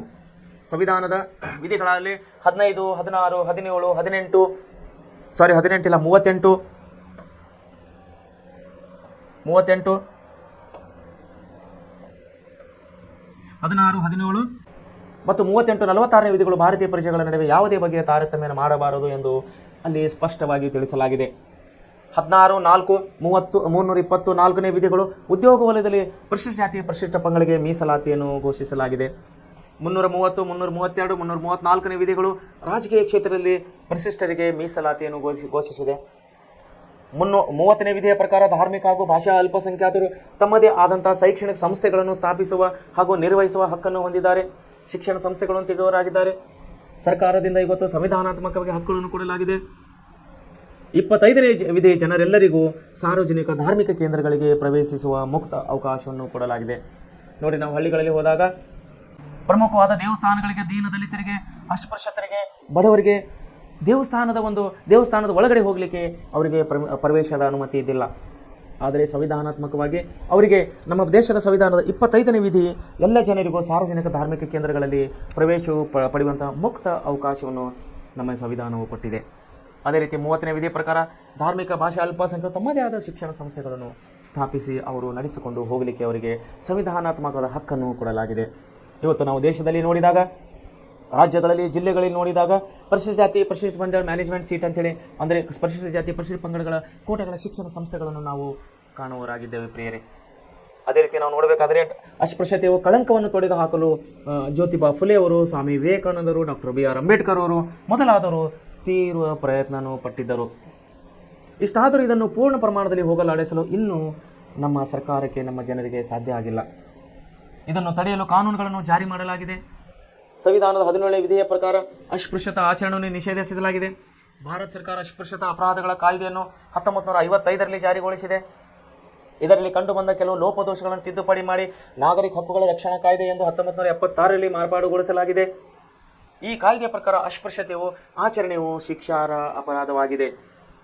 ಅಲ್ಲದೆ ಸಂವಿಧಾನಾತ್ಮಕವಾಗಿ ಸಾರ್ವಜನಿಕ ಮತದಾನ ಹಾಗೂ ಸಮಾನತೆಯ ಹಕ್ಕನ್ನು ದೇಶದ ಎಲ್ಲ ನಾಗರಿಕರಿಗೂ ನೀಡಲಾಗಿದೆ. ವಿಶೇಷವಾಗಿ ಪರಿಶಿಷ್ಟನೊಳಗೊಂಡಂತೆ ಹಿಂದುಳಿದ ಜಾತಿಯವರಿಗೆ ಶೈಕ್ಷಣಿಕ, ರಾಜಕೀಯ, ಆರ್ಥಿಕ ಮತ್ತು ಉದ್ಯೋಗಗಳಲ್ಲೂ ಅವಕಾಶವನ್ನು ಮೀಸಲಾತಿಯನ್ನು ಕೊಡಲಾಗಿದೆ. 1989ರ ಶಾಸನವು ಅಸ್ಪೃಶ್ಯತೆ ನಿರ್ಮೂಲನೆಗೆ ಕುರಿತಾದ ವಿಶೇಷ ಜವಾಬ್ದಾರಿಗಳನ್ನು ರಾಜ್ಯ ಸರ್ಕಾರಗಳಿಗೆ ವಹಿಸಿದೆ. ಹೀಗೆ ಸ್ವತಂತ್ರ ಭಾರತವು ಅಸ್ಪೃಶ್ಯತೆಯ ನಿವಾರಣೆಗಾಗಿ ವಿಶೇಷ ಆಸಕ್ತಿ ವಹಿಸಿ ಎಲ್ಲ ನಾಗರಿಕರಿಗೂ ಸಮಾನವಾದ ಅವಕಾಶಗಳನ್ನು ಇಲ್ಲಿ ಕೊಡಲಾಗಿದೆ. ಸೊ ವಿದ್ಯಾರ್ಥಿಗಳಿಗೆ ನಾವು ಹೇಳಬೇಕಾದರೆ, ಸಂವಿಧಾನದಲ್ಲಿ ಬರುವಂಥ ಇವೆಲ್ಲ ವಿಧಿಗಳನ್ನು, ಇವೆಲ್ಲ ಕಾನೂನುಗಳನ್ನು ಅಸ್ಪೃಶ್ಯತೆಗೆ, ಜಾತಿಯನ್ನು ನಿರ್ಮೂಲನೆ ಮಾಡಲಿಕ್ಕೆ ಇಲ್ಲಿ ಅವಕಾಶಗಳನ್ನು ಕೊಡಲಾಗಿದೆ. ಯಾಕಂದರೆ ನಮ್ಮ ದೇಶವು ಎಲ್ಲಿವರೆಗೆ ಜಾತಿ ಪದ್ಧತಿಯನ್ನು ಇಲ್ಲಿ ದೂರ ಆಗುವುದಿಲ್ಲ, ಅಸ್ಪೃಶ್ಯತೆಯನ್ನು ಎಲ್ಲವರೆಗೆ ದೂರ ಆಗುವುದಿಲ್ಲ, ಮೇಲು ಕೀಳು ಎಂಬ ಮನೋಭಾವನೆ ಎಲ್ಲಿವರೆಗೆ ದೂರ ಆಗುವುದಿಲ್ಲ. ಇವೆಲ್ಲವೂ ನಮ್ಮ ದೇಶದ ಅಭಿವೃದ್ಧಿಗೆ ಮಾರಕವಾದಂತಹ ಇವೆಲ್ಲ ಅಂಶಗಳಾಗಿವೆ. ವಿದ್ಯಾರ್ಥಿಗಳೇ, ನಾವು ನಿನ್ನೆ ಮೊನ್ನೆ ನೋಡಿದ ಪಾಠದಲ್ಲಿ ಕೂಡ ಈ ಅಂಶವನ್ನು ನಾವು ಕಾಣಿದ್ದೇವೆ. ದೇಶದ ಅಭಿವೃದ್ಧಿಯಲ್ಲಿ ಇವು ದೊಡ್ಡ ಒಂದು ಸಮಸ್ಯೆಯಾಗಿ ನಮ್ಮನ್ನು ಕಾಣ್ತಾ ಇದೆ. ಜಾತಿ ಪಾತಿ, ಅಸ್ಪೃಶ್ಯತೆ, ಮೇಲು ಕೀಳು. ನೋಡಿ, ಎಷ್ಟೋ ಹಳ್ಳಿಗಳಲ್ಲಿ ನಾವು ಈಗ ಹೋದಾಗ ಮುಟ್ಟಿ ತಟ್ಟಿ ಇನ್ನೂ ತಪ್ಪಿಲ್ಲ ಮಕ್ಕಳೇ. ದೊಡ್ಡ ದೊಡ್ಡ ದೇವಸ್ಥಾನಗಳಿಗೆ ದಲಿತರಿಗೆ ಪ್ರವೇಶವಿಲ್ಲ.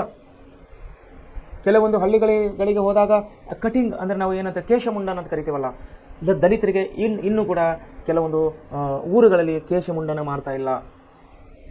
ಕೆಲವೊಂದು ಹೋಟೆಲ್ಗಳಲ್ಲಿ, ಅಂದರೆ ಹಳ್ಳಿಗಳಲ್ಲಿರುವ ಕಟ್ಟೆ ಹೋಟೆಲ್ಗಳು ಅಂತೇಳಿ ನಾವು ಕರಿತೀವಲ್ಲ, ಅಂತಹ ಕಟ್ಟೆ ಹೋಟೆಲ್ಗಳಿಗೆ ಇವಾಗ ಕೂಡ ದಲಿತರಿಗೆ ಪ್ರವೇಶವಿಲ್ಲ. ಒಂದೇಳೆ ಇದ್ದರೂ ಕೂಡ ಅವ್ರು ಹೋದರೂ ಕೂಡ ಸಪ್ರೇಟ್ ಆದಂತಹ ಗ್ಲಾಸನ್ನು ಅಲ್ಲಿ ಇಟ್ಟಿರ್ತಾರೆ. ಅಲ್ಲಿ ಹೋಗಿ ಈ ದಲಿತರಾದವರು ಯಾರಾದರೂ ಚಾಯ್ ಕುಡಿಯಲಿಕ್ಕೆ, ಟೀ ಕಾಫಿ ಕುಡಿಯಲಿಕ್ಕೆ ಹೋದರೆ ಅವರ ಗ್ಲಾಸನ್ನು ಅವರೇ ತೆಗೆದುಕೊಂಡು ಕುಡಿದು ಅವರೇ ತೊಳೆದು ಅಲ್ಲಿ ಇಡುವಂಥದ್ದನ್ನು ನಾನು ಚಿಕ್ಕವನಿದ್ದಾಗ ನಮ್ಮ ಊರಲ್ಲಿ ಕಂಡಿದ್ದೇನೆ ಮಕ್ಕಳೇ. ಸೊ ನಾನು ಹೇಳುವ ಉದ್ದೇಶ ಏನಂದರೆ, ಎಲ್ಲಿವರೆಗೆ ಇಂತಹ ಒಂದು ಅನಿಷ್ಟ ಪದ್ಧತಿಗಳು ಜಾರಿಯಲ್ಲಿರ್ತವೋ ಆ ಹಳ್ಳಿ ಕೂಡ ಉದ್ಧಾರ ಆಗುವುದಿಲ್ಲ, ಆ ತಾಲೂಕು, ಆ ಜಿಲ್ಲೆ, ಆ ದೇಶ ಕೂಡ ಅಭಿವೃದ್ಧಿ ಆಗೋದಿಲ್ಲ. ಯಾಕಂದರೆ ಎಲ್ಲರೂ ನೋಡಿರಿ, ನೀರು ಕುಡಿಯುವಂಥ ನೀರು ಒಂದಾಗಿದೆ, ಊಟ ಮಾಡುವಂಥ ಆಹಾರವು ಒಂದೇ ಆಗಿದೆ, ಉಸಿರಾಡುವ ಗಾಳಿಯು ಒಂದೇ ಆಗಿದೆ, ಎಲ್ಲರೂ ಶರೀರದಲ್ಲಿ ಇರುವಂಥ ರಕ್ತವೂ ಕೂಡ ಒಂದೇ ಆಗಿದೆ. ಆದರೂ ಕೂಡ ಅನಾದಿ ಕಾಲದಿಂದ ಬಂದಂತಹ ಈ ಅಸ್ಪೃಶ್ಯತೆ ನಿವಾರಣೆ, ಈ ಅಸ್ಪೃಶ್ಯತೆ ಅನ್ನೋಂಥ ಒಂದು ಅಂಶವನ್ನು ಅನುಭವಿಸಿದವರು ಇದರ ಕೆಟ್ಟ ಪರಿಣಾಮಗಳನ್ನು ಅನುಭವಿಸಿದ್ದಾರೆ. ಎಷ್ಟೋ ಜನರು ತಮ್ಮ ಜೀವವನ್ನು ಕೊಟ್ಟಿದ್ದಾರೆ. ಎಷ್ಟೋ ನಾಯಕರು ಇದರ ವಿಷಯವಾಗಿ ಹೋರಾಟವನ್ನು ಮಾಡಿದ್ದಾರೆ. ಉದಾಹರಣೆಗಾಗಿ ಹೆಸರನ್ನು ಕೊಡಲಾಗಿ ಜ್ಯೋತಿಬಾ ಫುಲೆ ಅವರು ಜಾತಿ ಪದ್ಧತಿಗಾಗಿ, ಜಾತಿ ನಿರ್ಮೂಲನೆಗಾಗಿ ಅವರು ಅನೇಕ ಹೋರಾಟಗಳನ್ನು ಮಾಡಿದ್ದನ್ನು ನಾವು ಇತಿಹಾಸದಲ್ಲಿ ಕಾಣುವರಾಗಿದ್ದೇವೆ. ಸ್ವಾಮಿ ವಿವೇಕಾನಂದರು ಅವರು ಕೂಡ ಅದನ್ನೇ ಪ್ರತಿಪಾದನೆ ಮಾಡಿದರು. ಮನುಷ್ಯರೆಲ್ಲರೂ ಒಂದೇ ಆಗಿದ್ದೇವೆ, ಇಲ್ಲಿ ಯಾರು ಅಸ್ಪೃಶ್ಯರಿಲ್ಲ, ಯಾರು ಬಡವರಿಲ್ಲ, ಯಾರು ದಲಿತರಿಲ್ಲ, ಎಲ್ಲ ಮಾನವರು ಒಂದೇ ಆಗಿದ್ದೇವೆ ಅಂತೇಳಿ ಸ್ವಾಮಿ ವಿವೇಕಾನಂದ ಅವರು ಇಲ್ಲಿ ಅಭಿಪ್ರಾಯ ಪಡ್ತಾ ಇದ್ದಾರೆ. ಈ ಒಂದು ನಿಟ್ಟಿನಲ್ಲಿ ಅವರು ಅನೇಕ ಜಾಗೃತಿಯ ಕಾರ್ಯಕ್ರಮಗಳು ನಮ್ಮ ದೇಶದಲ್ಲಿ ಮಾಡಿದಂಥ ನಾವು ಇತಿಹಾಸನ ನೋಡಿಯವರಾಗಿದ್ದೇವೆ. ವಿದ್ಯಾರ್ಥಿಗಳೇ, ಅದೇ ರೀತಿ ಅವರ ನಂತರ ಬಂದಂತಹ ಡಾಕ್ಟರ್ ಬಾಬಾ ಸಾಹೇಬ್ ಅಂಬೇಡ್ಕರ್ ಅವರಂತೂ ವಿಶ್ವ ಮಾನವ ಅಂತೇಳಿ ಇವಾಗ ನಾವು ಕರಿತಾ ಇದ್ದೇವೆ ಡಾಕ್ಟರ್ ಬಾಬಾ ಸಾಹೇಬ್ ಅಂಬೇಡ್ಕರ್ ಅವರಿಗೆ. ಯಾಕಂದರೆ ಅವರು ಚಿಕ್ಕವರಿದ್ದಾಗ ಅನುಭವಿಸಿದಂಥ ಕಷ್ಟ ನಷ್ಟಗಳನ್ನು ನೋಡಿದರೆ ಯಾರ ಮೈಯಲ್ಲಿ ಕೂಡ ಜುಮ್ ಅನ್ನುವಂಥ ಒಂದು ಭಾವನೆ ಬರುತ್ತದೆ. ಯಾಕಂದರೆ ಅವರಿಗೆ ಕುಡಿಲಿಕ್ಕೆ ನೀರು ಕುಡಿತಾ ಇದ್ದಿಲ್ಲ, ಬೆಳಕಿನ ವ್ಯವಸ್ಥೆ ಇದ್ದಿಲ್ಲ. ಅಂಥ ಒಂದು ಪರಿಸ್ಥಿತಿಯಲ್ಲಿ, ಕಠಿಣ ಪರಿಸ್ಥಿತಿಯಲ್ಲಿ ಅವರು ತುಂಬ ಕಠಿಣವಾದಂಥ ಅಭ್ಯಾಸವನ್ನು ಮಾಡಿ ಇವತ್ತು ಜಗತ್ತಿಗೆ ಒಂದು ವಿಶ್ವಮಾನವ ಅಂತ ಒಂದು ಬಿರುದನ್ನು ಜಗತ್ತು ಅವರಿಗೆ ಕೊಡ್ತಾ ಇದೆ. ಅದೇ ರೀತಿ ನಮ್ಮ ದೇಶದ ಸಂವಿಧಾನವು ಲಿಖಿತ ಸಂವಿಧಾನ. ನಮ್ಮ ದೇಶದ ಸಂವಿಧಾನವು ಲಿಖಿತ ಸಂವಿಧಾನ. ಅದರಲ್ಲಿ ಕರಡು ಸಮಿತಿಯ ಅಧ್ಯಕ್ಷರಾಗಿದ್ದರು ಡಾಕ್ಟರ್ ಬಾಬಾ ಸಾಹೇಬ್ ಅಂಬೇಡ್ಕರ್ ಅವರು ಕೂಡ ಅದೇ ಹೇಳಿದರು, ಮೇಲು ಕೀಳನ್ನು ದೂರ ಮಾಡಿಬಿಡ್ರಿ. ಯಾಕಂದರೆ ನಾವೆಲ್ಲರೂ ಮನುಷ್ಯರು. ಇದಕ್ಕೆ ಅನೇಕ ಚಳವಳಿಗಳನ್ನು ಮಾಡಿದರು ಅವರು ಡಾಕ್ಟರ್ ಬಾಬಾ ಸಾಹೇಬ್ ಅಂಬೇಡ್ಕರ್. ವಿಶೇಷವಾಗಿ ಮಹಾರಾಷ್ಟ್ರದಲ್ಲಿ ದೀನ ದಲಿತರು, ಹಿಂದುಳಿದಂಥ ಬಡವರು, ತುಂಬ ಬಡವ ಜನರಿದಂಥ ನಮ್ಮ ದೇಶದಲ್ಲಿ ಆವತ್ತಿನ ಕಾಲದಕ್ಕೆ ಅನೇಕ ಚಳವಳಿಗಳನ್ನು ನಡೆದಿದ್ದು ನಾವು ಮಹಾರಾಷ್ಟ್ರ ರಾಜ್ಯದಲ್ಲಿ ಅಂತೇಳಿ ನಿಮ್ಮನ್ನು ಹೇಳಕ್ಕೆ ಇಷ್ಟಪಡ್ತೇನೆ. ಯಾಕಂದರೆ ಡಾಕ್ಟರ್ ಬಾಬಾ ಸಾಹೇಬ್ ಅಂಬೇಡ್ಕರ್ ನೇತೃತ್ವದಲ್ಲಿ ಪೂನಾದಲ್ಲಿ ಹಾಗೂ ಅನೇಕ ಸ್ಥಳಗಳಲ್ಲಿ ಅನೇಕ ಚಳವಳಿಗಳನ್ನು ನಾವು ನೋಡಿದ್ದೇವೆ. ಎದಕ್ಕಾಗಿ? ಅಸ್ಪೃಶ್ಯತೆಯ ನಿವಾರಣೆಗಾಗಿ. ಯಾಕಂದರೆ ಈ ಅಸ್ಪೃಶ್ಯತೆ ನಿವಾರಣೆಯು ನಮ್ಮ ದೇಶದಲ್ಲಿ ಒಂದು ದೊಡ್ಡ ಸವಾಲಾಗಿ ನಮ್ಮನ್ನು ಕಾಣ್ತಾ ಇದೆ. ಎಲ್ಲಿವರೆಗೆ ಅಸ್ಪೃಶ್ಯತೆ ನಿವಾರಣೆ ಆಗೋದಿಲ್ಲವೋ, ಎಲ್ಲಿವರೆಗೆ ದೇಶದ ಅಭಿವೃದ್ಧಿ ಆಗಬೇಕಂದ್ರೆ ಅಲ್ಲಿ ಅಸ್ಪೃಶ್ಯತೆ ಜಾತಿವಾದವನ್ನು ದೂರ ಆಗಬೇಕು. ಅದಕ್ಕಾಗಿ ನಮ್ಮ ದೇಶದ ಪ್ರಧಾನಮಂತ್ರಿಯವರು ನರೇಂದ್ರ ಮೋದಿ ಅವರು ಈಗ ಒಂದು ಹೊಸ ಕಾನೂನನ್ನು ಅವರು ಜಾರಿಗೆ ತರಲಿಕ್ಕೆ ಹೊರಟಿದ್ದಾರೆ. One nation one ration, UCC ಅಂತೇಳಿ ಒಂದು ಕಾಯ್ದೆಯನ್ನು ಜಾರಿಗೆ ತರ್ತಾ ಇದ್ದಾರೆ. ಏಕ ಸಮಾನದ ನಾಗರಿಕತ್ವ ಅಂಥೇಳಿ, ಏಕ ಸಮಾನವಾದಂಥ ನಾಗರಿಕತ್ವವನ್ನು ಅವರು ಜಾರಿಗೆ ತರಲಿಕ್ಕೆ ಪ್ರಯತ್ನ ಪಡ್ತಾ ಇದ್ದಾರೆ ನರೇಂದ್ರ ಮೋದಿ ಅವರು, ನಮ್ಮ ದೇಶದ ಪ್ರಧಾನಮಂತ್ರಿಗಳು. ಏಕೆಂದರೆ ಮೊದಲನೇದಾಗಿ ಎಲ್ಲರಿಗೂ ದೇಶಾಭಿಮಾನ ಬರಬೇಕು. ಜಾತಿ ಪಾತಿಗಳು ಇವೆಲ್ಲ ಆಮೇಲೆ ಎರಡನೇ ಸ್ತರದಲ್ಲಿ ಬಂದಾಗ ಮೊದಲನೇದಾಗಿ ಬರಬೇಕು ದೇಶಾಭಿಮಾನ. ಅವರು ಯಾವುದೇ ಜಾತಿಯವರಾಗಿರ್ಬೋದು, ಯಾವುದೇ ಧರ್ಮದವರಾಗಿದ್ದರು, ಶ್ರೀಮಂತರಿರ್ಬೋದು, ಬಡವರಿರ್ಬೋದು, ಮೊದಲನೇದಾಗಿ ಬರಬೇಕು ಭಾರತೀಯತೆ, ಮೊದಲನೇದಾಗಿ ಬರಬೇಕು ದೇಶಾಭಿಮಾನ, ದೇಶ ಪ್ರೇಮ. ಯಾಕಂದರೆ ದೇಶ ಉಳಿದರೆ ತಾನೇ ನಾವು ಉಳಿಯಲಿಕ್ಕೆ ಸಾಧ್ಯ. ಬಿಕಾಸ್ ನೇಷನ್ ಈಸ್ ಫಸ್ಟ್ ಅಂತ ಹೇಳಿ ಕರಿತೀವಿ ನಾವು. Nation is first. ಈಗ ಮೊನ್ನೆ ಅಮೆರಿಕದಲ್ಲಿ ಅಧ್ಯಕ್ಷೀಯ ಚುನಾವಣೆಯಲ್ಲಿ ನಾವು ಅಲ್ಲಿನ ಈಗಿನ ಅಧ್ಯಕ್ಷರಾದಂಥ ಟ್ರಂಪ್ ಅವರು ಒಂದು ಘೋಷಣೆ ಕೂಗಿದರು, ಫಸ್ಟ್ ಅಮೆರಿಕ ಅಂಥೇಳಿ. ಅಂದರೆ ಅಮೆರಿಕ ದೇಶವು ಜಗತ್ತಲ್ಲಿ ಮೊದಲನೇ ಸ್ಥಾನವನ್ನು ಇರಬೇಕಂತೇಳಿ ಅಲ್ಲಿ ಟ್ರಂಪ್ ಅವರ ಒಂದು ಭಾವನೆಯಾಗಿತ್ತು. ಅದೇ ಒಂದು ಘೋಷಣೆಯನ್ನು ಅಮೆರಿಕದ ಚುನಾವಣೆಗಳಲ್ಲಿ ಅವರು ಎಲ್ಲಿ ಬೇಕಾದರಲ್ಲಿ ಹೋದಾಗ ಫಸ್ಟ್ ಅಮೆರಿಕ ಅಂಥೇಳಿ ಒಂದು ಘೋಷಣೆಯನ್ನು ಕೂಗಿದರು. ಆ ಒಂದು ಘೋಷಣೆ ಮೂಲಕವಾಗಿ ಅವರಿಗೆ ಪ್ರಚಂಡ ಬಹುಮತದಿಂದ ಅವರು ಗೆದ್ದು ಬಂದು ಈಗ ಅಮೆರಿಕ ದೇಶದ ರಾಷ್ಟ್ರಾಧ್ಯಕ್ಷರಾಗಿದ್ದಾರೆ. ಸೊ ವಿದ್ಯಾರ್ಥಿಗಳು ಹೇಳುವ ಉದ್ದೇಶ ಏನೆಂದರೆ, ಅದು ಅಮೆರಿಕಾನೇ ಇರ್ಬೋದು, ಭಾರತವೇ ಇರ್ಬೋದು, ಯಾವುದೇ ದೇಶವಿದ್ದರೂ ಕೂಡ ಅಲ್ಲಿನ ಪ್ರಜೆಗಳಿಗೆ ದೇಶಾಭಿಮಾನವನ್ನು ಮೊದಲನೇದಾಗಿ ಬರಬೇಕು, ದೇಶ ಪ್ರೇಮವನ್ನು ಎಲ್ಲರ ಹತ್ರ ಬರಬೇಕು. ನಾನು ಭಾರತೀಯನೆಂಬ ಭಾವನೆ ನಮ್ಮ ದೇಶದಲ್ಲಿರುವ ಎಲ್ಲ ಜಾತಿ ಪಾತಿಗಳಿಗೆ, ಎಲ್ಲ ಧರ್ಮದವರಿಗೆ ನಾನು ಭಾರತೀಯನು, ಐ ಆಮ್ ಇಂಡಿಯನ್ ಅನ್ನುವಂಥ ಭಾವನೆ ಯಾವಾಗ ಬರ್ತದೋ ಆವಾಗ ನಾವು ದೇಶವನ್ನು ಅಭಿವೃದ್ಧಿ ಪಥದಲ್ಲಿ ತೆಗೆದುಕೊಂಡು ಹೋಗೋರಾಗಿದ್ದೇವೆ. ವಿದ್ಯಾರ್ಥಿಗಳಿಗೆ ಇದಕ್ಕೆ ಒಂದು ಬೆಸ್ಟ್ ಎಕ್ಸಾಂಪಲ್, ಒಂದು ಒಳ್ಳೆಯ ಉದಾಹರಣೆಯನ್ನು ನಾನು ಕೊಡಲಿಕ್ಕೆ ಇಷ್ಟಪಡ್ತೀನಿ ವಿದ್ಯಾರ್ಥಿಗಳೇ. ಏನೆಂದರೆ, ಒಂದು ಚಿಕ್ಕ ಪುಟ್ಟ ದೇಶವಾದಂಥ ಇಸ್ರಾಯೇಲ್ ಅನ್ನೋಂಥ ದೇಶವನ್ನು ನಾವು ಇತಿಹಾಸದಲ್ಲಿ ತಮ್ಮ ಹತ್ರ ಮೊಬೈಲ್ ಇದ್ದಾಗ ಯೂಟ್ಯೂಬ್ನಲ್ಲಿ ಇಸ್ರಾಯೇಲ್ ಕಂಟ್ರಿ ಹಿಸ್ಟ್ರಿ ಅಂತೇಳಿ ಹೊಡೆದು ಚೆಕ್ ಮಾಡ್ಬೋದು. ಇಸ್ರಾಯೇಲ್ ದೇಶವು ಜಗತ್ತಿನ ಅತಿ ಪುಟ್ಟವಾದಂಥ ಚಿಕ್ಕವಾದಂಥ ದೇಶ. ಅದು ಬಹುಶಃ 15-18 ಕಿಲೋಮೀಟರ್ ಇದೆ, ಹಿಂಗೆಷ್ಟೋ ಸ್ವಲ್ಪ ಸುಮಾರು 40-50 ಕಿಲೋಮೀಟರ್ ಇದ್ದಂಥ ಒಂದು ಗಾಜಾ ಪಟ್ಟಿ, ಒಂದು ಗಾಜಾ ಸ್ಟ್ರೀಟ್ ಅನ್ನುವಂಥ ಅದು ಆ ಸ್ಟ್ರೀಟ್ ಪಕ್ಕದಲ್ಲೇ ಇರುವಂತಹ ಇದು ಇಸ್ರಾಯೇಲ್ ದೇಶ. ಆ ಗಾಜಾ ಸ್ಟ್ರೀಟ್ ಪಕ್ಕದಲ್ಲಿರುವಂಥ ಪ್ಯಾಲೆಸ್ತೈನ್ ಅಂತೇಳಿ ನಾವು ಕರಿತೀವಿ. ಅದ್ರ ಪಕ್ಕದಲ್ಲಿ ಒಂದು ಇಸ್ರಾಯೇಲ್ ದೇಶ, ಅದು ಚಿಕ್ಕ ದೇಶ. ಅದು ಅಲ್ಲಿರುವುದು ಕೇವಲ 80 ಲಕ್ಷ ಜನಸಂಖ್ಯೆ ಅಂತ ಒಂದು ನನಗೆ ಭಾವನೆ ಇದೆ. ಕೇವಲ ಕೇವಲ 80 ಲಕ್ಷ ಅಂದರೆ 1 ಕೋಟಿ ಕೂಡ ಅಲ್ಲಿ ಜನಸಂಖ್ಯೆ ಇಲ್ಲ. ನಮ್ಮ ಬೆಂಗಳೂರು ಜನಸಂಖ್ಯೆ, ನಮ್ಮ ಕರ್ನಾಟಕ ರಾಜ್ಯದ ರಾಜಧಾನಿ ಬೆಂಗಳೂರು ಜನಸಂಖ್ಯೆ 1,30,00,000 ದಾಟಿದೆ. ನಮ್ಮ ಕರ್ನಾಟಕ ಜನಸಂಖ್ಯೆಗೆ ಬಂದಾಗ ಇವಾಗ ನಾವು 6.5 ಕೋಟಿ ಜನಸಂಖ್ಯೆಗೆ ತಲುಪಿದ್ದೇವೆ ಕರ್ನಾಟಕ ರಾಜ್ಯ. ನಾವು ದೇಶದ ಜನಸಂಖ್ಯೆಯನ್ನು ತೆಗೆದುಕೊಂಡಾಗ 146 ಕೋಟಿ ನಮ್ಮ ದೇಶದ ಜನಸಂಖ್ಯೆಯನ್ನು ತೆಗೆದುಕೊಂಡಿದ್ದೇವೆ. ನೋಡ್ರಿ, ಇಷ್ಟು ಜನರಿದ್ದರೂ ಕೂಡ ನಮ್ಮಲ್ಲಿ ಭಿನ್ನಾಭಿಪ್ರಾಯ, ಅಸಮಾನತೆ, ಜಾತಿವಾದಿಗಳು ಇನ್ನೂ ಕೂಡ ಕಡಿಮೆ ಆಗಿಲ್ಲ ಪ್ರಿಯರೇ. 146 ಕೋಟಿ ಜನಸಂಖ್ಯೆಯನ್ನು ಹೊಂದಿದ ಭಾರತ ದೇಶವು ಅಭಿವೃದ್ಧಿ ಹೊಂದಬೇಕಾದರೆ ನಮ್ಮಲ್ಲಿ ಮೊದಲನೇದಾಗಿ ಬರಬೇಕು ದೇಶ ಪ್ರೇಮ, ರಾಷ್ಟ್ರ ಪ್ರೇಮ, ಭಾರತೀಯತೆ ಅಂತ ನಾವು ಎಲ್ಲಿವರೆಗೆ ಮನೋಭಾವನೆ ನಮ್ಮ 146 ಕೋಟಿ ಜನಸಂಖ್ಯೆ ಹತ್ತಿರ ಮನುಷ್ಯರಲ್ಲಿ ಬರುವುದಿಲ್ಲೋ ನಾವು ನಮ್ಮ ದೇಶವನ್ನು ಅಭಿವೃದ್ಧಿ ಪಥದ ಕಡೆ ತೆಗೆದುಕೊಂಡು ಹೋಗಲಿಕ್ಕೆ ತುಂಬ ಕಷ್ಟವಾಗುತ್ತದೆ ವಿದ್ಯಾರ್ಥಿಗಳೇ. ಇಸ್ರೇಲ್ ದೇಶದ ವಿಷಯನ ಹೇಳಕ್ಕೆ ಇಷ್ಟಪಡ್ತೇನೆ. ಅಲ್ಲಿ ಹುಟ್ಟಿದಂಥ ದೇಶದ ಪ್ರಧಾನಮಂತ್ರಿ ಅಥವಾ ಪ್ರಧಾನಮಂತ್ರಿ ಮಗನೂ ಕೂಡ ಅಲ್ಲಿ 2 ವರ್ಷ 3 ವರ್ಷ ಆರ್ಮಿಯಲ್ಲಿ ಅಂದರೆ ಸೈನಿಕ ತರಬೇತಿ, ಸೈನಿಕ ಸೇವೆ, ದೇಶ ಸೇವೆ ಅಲ್ಲಿ ಮಾಡಲೇಬೇಕಾಗಿದೆ ಇಸ್ರೇಲ್ ದೇಶದಲ್ಲಿ. ಇಲ್ಲಿ ನಮ್ಮ ಹತ್ರ ನೋಡ್ರಿ, ಒಂದು ಕಾರ್ಪೊರೇಟರ್ ಮಗ, ಒಂದು MLA ಮಗ ಆದರೂ ಕೂಡ ದೇಶ ಸೇವೆ ಅವನಿಗೆ ಯಾಕಂದರೆ ಸಿಕ್ಕಾಪಟ್ಟೆ ಆಸ್ತಿ ಅವರ ತಂದೆ ತಾಯಿಗಳು, ಅವರ ಪೂರ್ವಜರು ಇಲ್ಲಿ ಗಳಿಕೆ ಮಾಡಿ ಇಟ್ಟಿರ್ತಾರೆ. ಆದರೆ ನಾವು ಇಸ್ರೇಲ್ ದೇಶಕ್ಕೆ ಹೋದಾಗ ಅಷ್ಟೇ ಶ್ರೀಮಂತರಿದ್ದರೂ ಕೂಡ, ಎಷ್ಟೇ ಚಿಕ್ಕ ಬಡವರಿದ್ದರೂ ಕೂಡ ದೇಶ ಸೇವೆ ಕಂಪಲ್ಸರಿ ಇದೆ, ಅಲ್ಲಿ ಕಡ್ಡಾಯವಾಗಿದೆ 3 ರಿಂದ 4 ವರ್ಷ. ಅಂದ ಹಾಗೆ ತಾವು ಒಂದು ವಿಷಯನೂ ಅರ್ಥ ಮಾಡಿಕೊಳ್ಬೇಕು, ಅಲ್ಲಿ ದೇಶದಲ್ಲಿ ವಾಸಿಸುವಂಥ ಪ್ರತಿಯೊಬ್ಬ ನಾಗರಿಕನು ಸೈನಿಕನಾಗಿದ್ದಾನೆ. ಅಲ್ಲಿ ಗಂಡು ಹೆಣ್ಣು ಭೇದ ಭಾವ ಇಲ್ಲ, ಶ್ರೀಮಂತರು ಬಡವರು ಎಂಬ ಭೇದ ಭಾವನೆ ಇಲ್ಲ. ಪ್ರಧಾನಮಂತ್ರಿಯು ಅಲ್ಲಿನ ರಾಜ್ಯಾಧ್ಯಕ್ಷ, ಅಲ್ಲಿನ ರಾಷ್ಟ್ರಾಧ್ಯಕ್ಷ, ಅಲ್ಲಿನ ಪ್ರಧಾನಮಂತ್ರಿ, ಅಲ್ಲಿನ ಕೇವಲ ಒಬ್ಬ ಚಿಕ್ಕ ನೌಕರರು ಅಂದರೆ ಸೇವಕ, ಒಂದು ಪೀವನ ಕೂಡ ಯಾವುದೇ ತಾರತಮ್ಯ ಇಲ್ಲ. ಯಾಕಂದರೆ ಅಲ್ಲಿ ಮೊದಲನೇ ಭಾವನೆ ಬಂದಿದ್ದು ರಾಷ್ಟ್ರೀಯತೆ, ದೇಶಾಭಿಮಾನ. ವಿದ್ಯಾರ್ಥಿಗಳೇ, ನಾನು ಕಳೆದ ಒಂದು ಸ್ಟೇಟ್ಮೆಂಟಲ್ಲಿ ನೋಡಿದ್ದೆ, ಏನಂದರೆ ಅಲ್ಲಿ ಯಾವುದೇ ಒಂದು ಇಸ್ರೇಲ್ ದೇಶದ ಪ್ರಧಾನಿಯು ಯಾವುದೇ ಒಂದು ನಿರ್ಣಯವನ್ನು ತೆಗೆದುಕೊಂಡಾಗ ಅಲ್ಲಿ ವಿರೋಧ ಪಕ್ಷದವರು ವಿರೋಧ ಮಾಡುವುದಿಲ್ಲ. ಅಲ್ಲಿ ದೇಶದ ಅಧ್ಯಕ್ಷರು, ಅಲ್ಲಿನ ದೇಶದ ಪ್ರಧಾನಮಂತ್ರಿಗಳು ಯಾವ ನಿರ್ಣಯವನ್ನು ತೆಗೆದುಕೊಳ್ತಾರೋ ಅವರಿಗೆ ಅಲ್ಲಿದ್ದಂಥ ವಿರೋಧ ಪಕ್ಷದವರು ಕೂಡ ಸಪೋರ್ಟ್ ಮಾಡ್ತಾರೆ, ಸಹಮತ ಕೊಡ್ತಾರೆ ಅಲ್ಲಿ ತೆಗೆದಂಥ ನಿರ್ಣಯಕ್ಕೆ.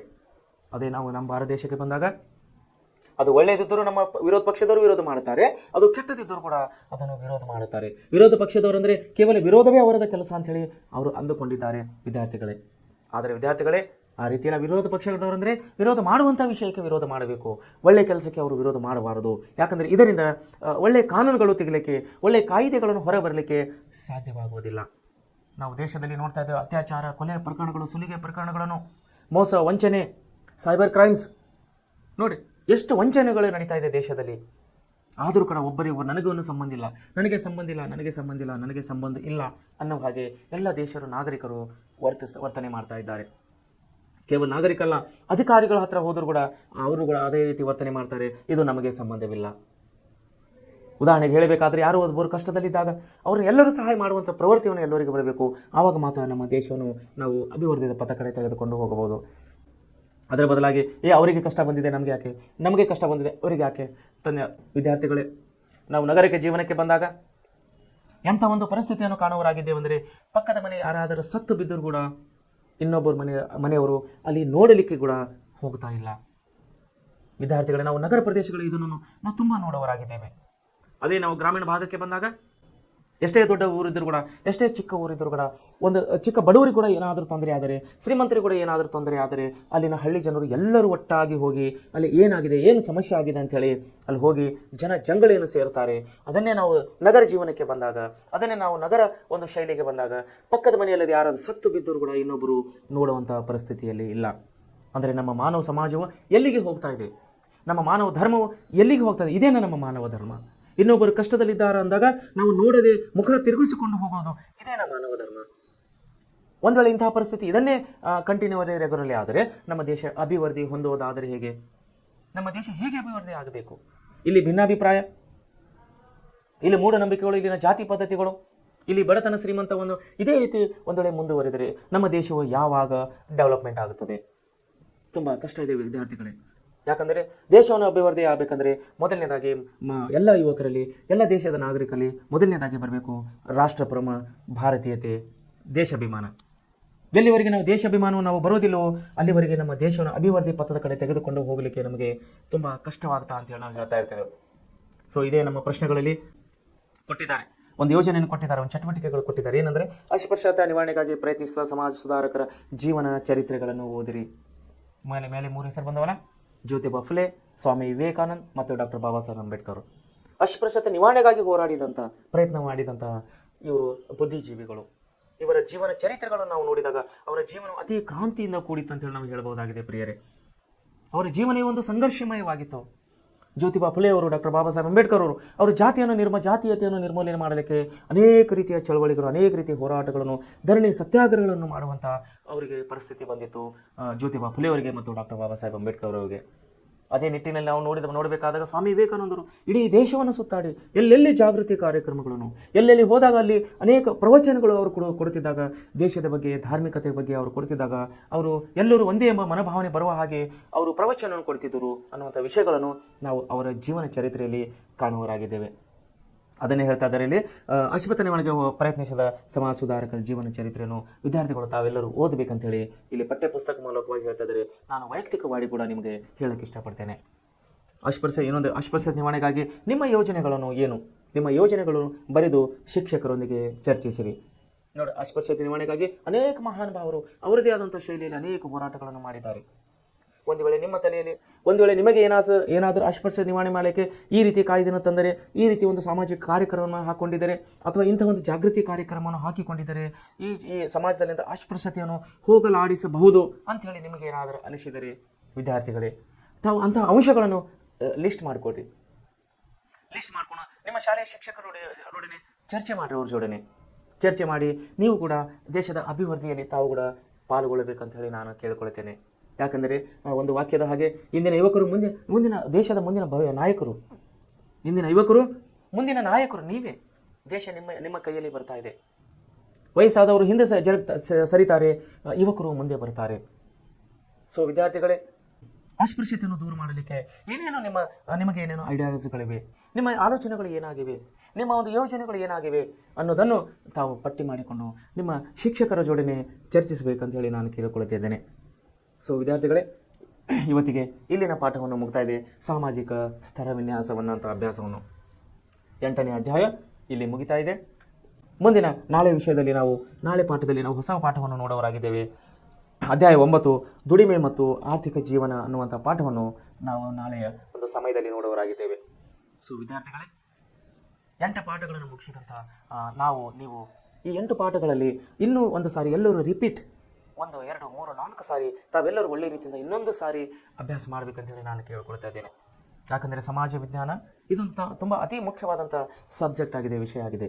ಯಾಕಂದರೆ ತಾವು 10th PUC ಡಿಗ್ರಿ ಮುಗಿದ ಮೇಲೆ ಯಾವುದೇ ಡಿಗ್ರಿ ಮಾಡಿ ಯಾವುದೇ ಒಂದು ಸ್ಪರ್ಧಾತ್ಮಕ ಪರೀಕ್ಷೆಗೆ ಹೋಗಬೇಕಾದರೆ ಈ ಒಂದು ಅಂಶಗಳು 8th, 9th, 10th PUC first second ಈ ಒಂದು 4-5 ವರ್ಷದ ಸಿಲೆಬಸ್ಗಳನ್ನು ತಾವು ರಿಪೀಟ್ ಆಗಿ ಸ್ಟಡಿ ಮಾಡಿದಾಗ ಇವೇ ಒಂದು ವಿಷಯಗಳನ್ನು ಸ್ಪರ್ಧಾತ್ಮಕ ಪರೀಕ್ಷೆಗಳಲ್ಲಿ ಕೇಳ್ತಾ ಇದ್ದಾರೆ.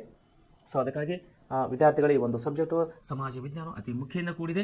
ತಾವೆಲ್ಲರೂ ಒಳ್ಳೆ ರೀತಿಯಲ್ಲಿ ಅಭ್ಯಾಸ ಮಾಡಿ ತಾವೆಲ್ಲರೂ ಜೀವನದಲ್ಲಿ ನಿಮ್ಮ ಅಭ್ಯಾಸದಲ್ಲಿ ನಿಮ್ಮ ಶೈಕ್ಷಣಿಕ ಕ್ಷೇತ್ರದಲ್ಲಿ ತಾವು ಯಶಸ್ವಿ ಆಗಲಿ ಅಂಥೇಳಿ ನಾನು ವೈಯಕ್ತಿಕವಾಗಿ ಹಾಗೂ ನಮ್ಮ ಪ್ರೆಸೆಂಟ್ ಕ್ಲಾಸಸ್ನ ಮೂಲಕವಾಗಿ ನಿಮ್ಮನ್ನು ಹಾರೈಸುವನಾಗಿದ್ದೇನೆ.